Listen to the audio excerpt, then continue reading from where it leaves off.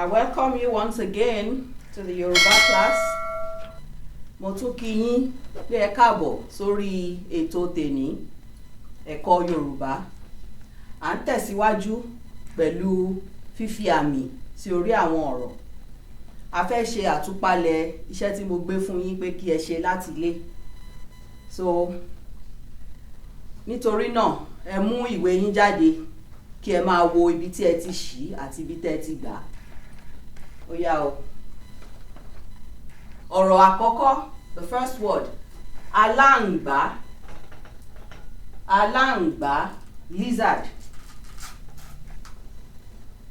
A li a ní bí a li a ní bí a aláǹgbá. Mo fẹ́ kí ẹ kọ́kọ́ ṣàkíyèsí àwọn fáwẹ̀lì tó wà nínú ọ̀rọ̀ yìí. A kìíní nìyí, a kejì rèé, a kẹta nìyẹn. Aláǹgbá, aláǹgbá, aláǹgbá.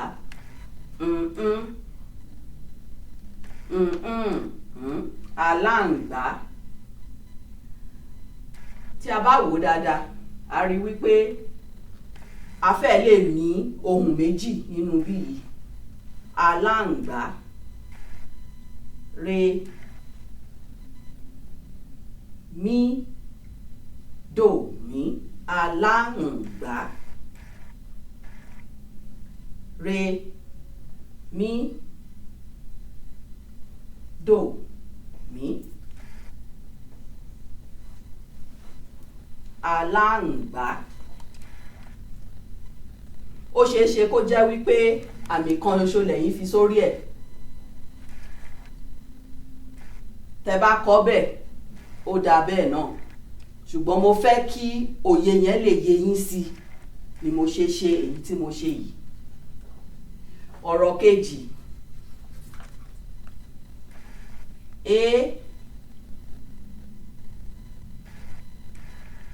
Gi, u, ni, gi, u, ni. Gi, u, ni, gi, u, ni. Egungun. Eléyìí ara fáwẹ̀lì ni.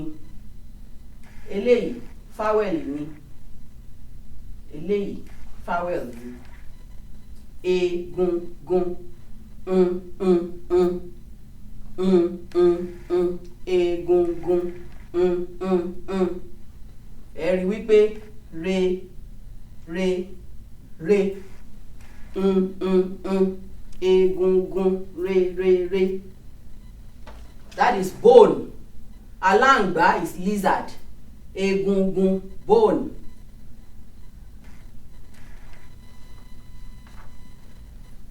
Ọ̀rọ̀ kẹta. Ike, o, li, o. Ekòló, ekòló. Ekòló. Ekòló. Re, do, mi. Re, do, mi. Ekòló.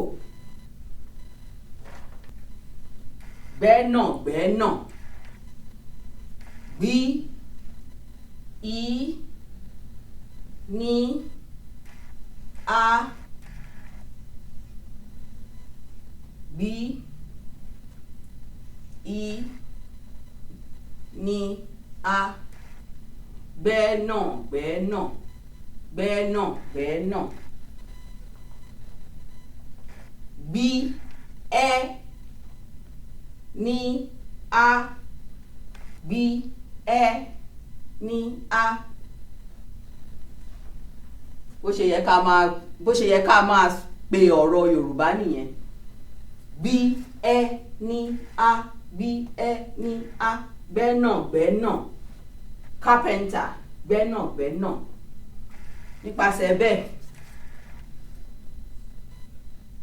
gbẹ́nàgbẹ́nà, ẹ bá mi rò ó, gbẹ́nàgbẹ́nà.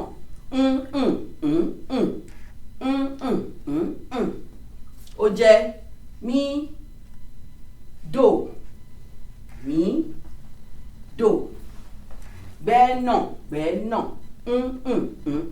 Mí dò mí dò. I'm sure the understanding is coming very well. Mo lérò wípé òye àwọn àmì wọ̀nyí ó ti ń yé yín dáadáa. Ọ̀rọ̀ tó tún kàn ní gbágùúdá gbágùúdá. Gbí á gí ú ú dí á. Nítorí wípé nínú ọ̀rọ̀ gbàgùdá ẹ rí wípé ó dàbí ohùn méjì ó wà nínú abala kan nínú ọ̀rọ̀ gbàgùdá. Nípasẹ̀ bẹ́ẹ̀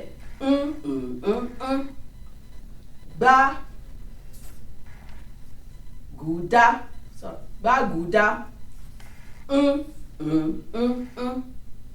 gbàgùdá.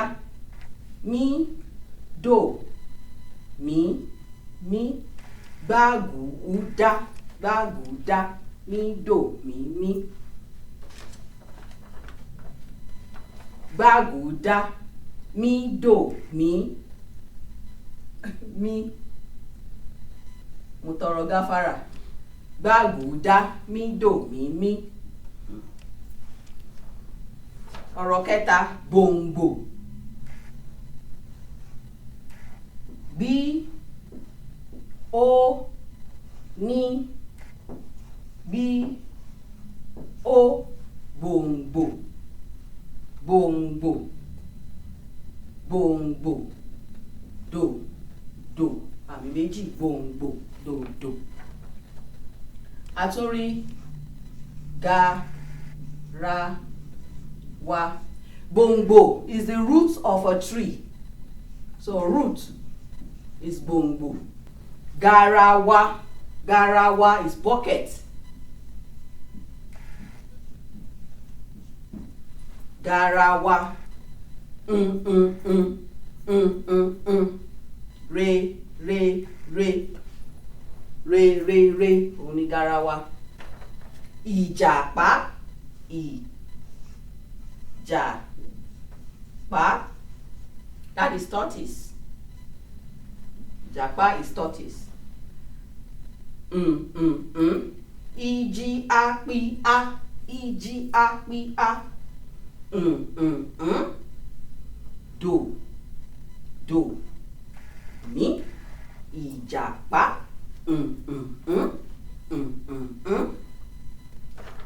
Kọ́kọ́rọ́ kọ́kọ́rọ́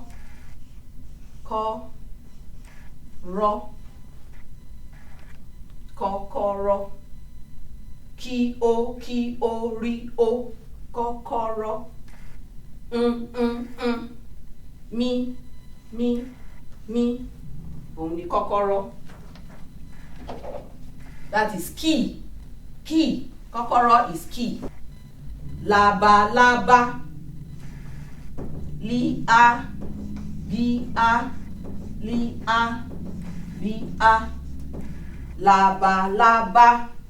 Labalábá.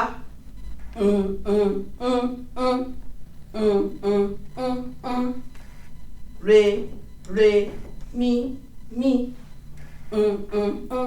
re mi labalábá. Ẹ má jẹ́ kó sú yín. Mo fẹ́ kí ẹ ní àrídájú wípé ọ̀rọ̀ fífi àmì sórí ọ̀rọ̀ ó yé yín dáadáa. Lẹ́yìn náà àwa sún síwájú. Màrìwò.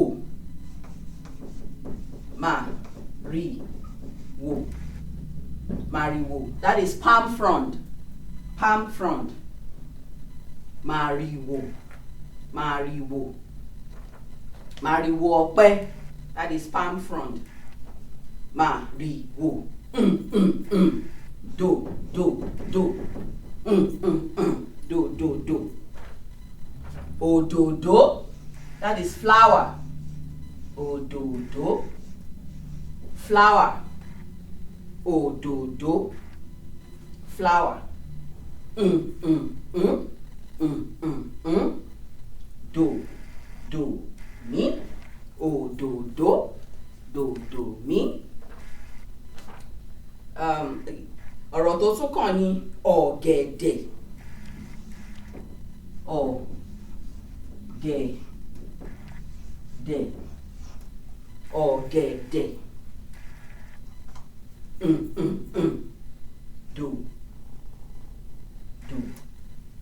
Do. Ọ̀gẹ̀dẹ̀, do. Òdòdó, do mi. Ọ̀gẹ̀dẹ̀ is banana. Ọ̀rọ̀ tó tún kàn ní pẹ́pẹ́yẹ. Duck.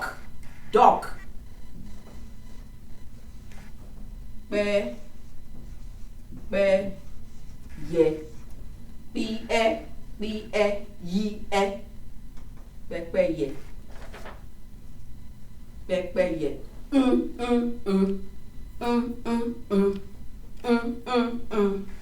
Mi re. Mi re, pẹ́pẹ́yẹ. A tún ní pàkúté, which is a trap for animals.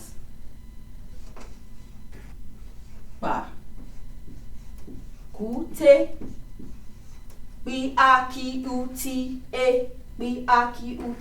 pàkúté. Do mi, pàkúté, do mi. Then a tún ní ràkúnmí,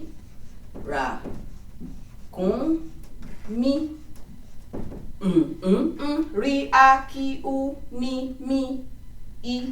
ràkúnmí. Do mi,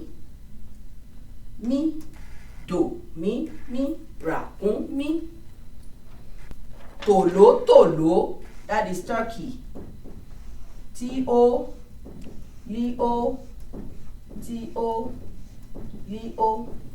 tòlótòló. Do mi. Tòlótòló, do mi. Ṣòkòtò,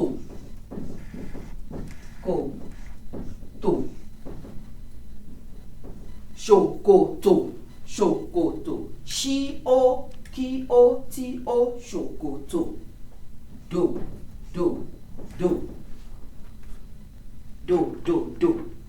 Ṣòkòtò. Sálúbàtà.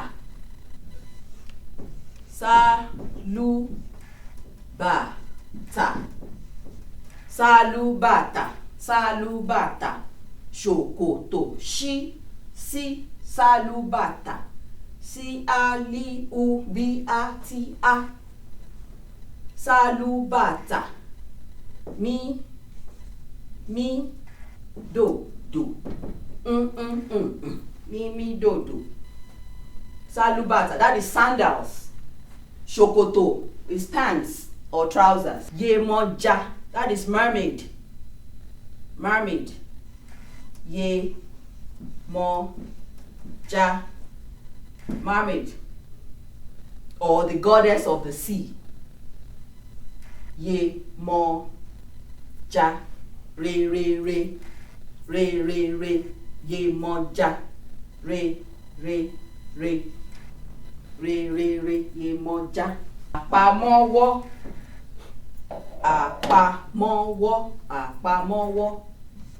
that is your handbag. Àpamọ́wọ́.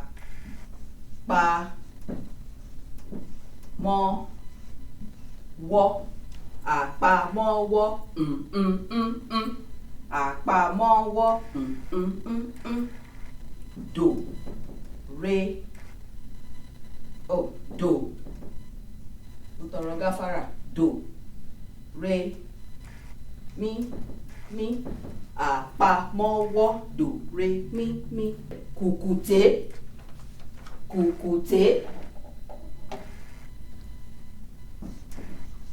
ku, te, kukute. That is a tree stump. Kukute, do, mi. Mo lérò wípé ẹ̀yin ará ilé a máa rí àwọn kan tí wọ́n gba gbogbo ẹ̀, a dẹ̀ máa rí àwọn kan tí wọ́n ṣe díẹ̀díẹ̀. Màá gbà yín níyànjú kẹ́ túbọ̀ máa fetí sí ní ojoojúmọ́. I will encourage you to play this back repeatedly until you master the sounds in the Yoruba names, in the Yoruba words. Thank you. Continue to subscribe and post your questions or your comments. So màá rọ̀ yín wípé kí ẹ máa fi bí ẹ̀kọ́ yìí ṣe ń lọ lọ́kàn yín kí ẹ máa kọ sílẹ̀. Nípasẹ̀ bẹ́ẹ̀ màá lè mọ àtúnṣe tí mo tún lè ṣe láti jẹ́ kí ó rọ̀ yín lọ́rùn láti kọ́ ẹ̀kọ́ Yorùbá. Ẹ ṣé, ó dìgbà kan náà.